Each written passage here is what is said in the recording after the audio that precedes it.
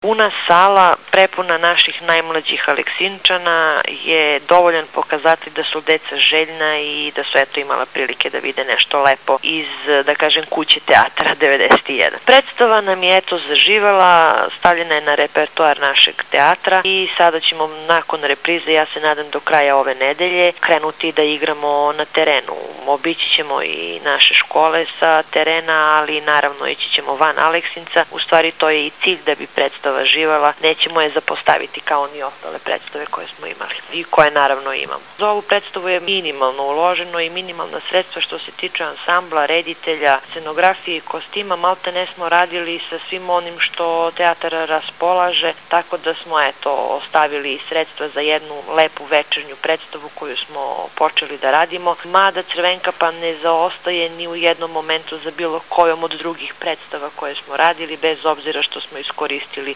sve ono što smo već imali. Kažem, tu je dovoljni pokazatelj sam ansambl glumački koji je svojom glumom u stvari dočara ono što je i najbitnije u predstavi i kažem vam ponekada i ne mora mnogo ulagati sredstva da bi se predstava odradila kako valja.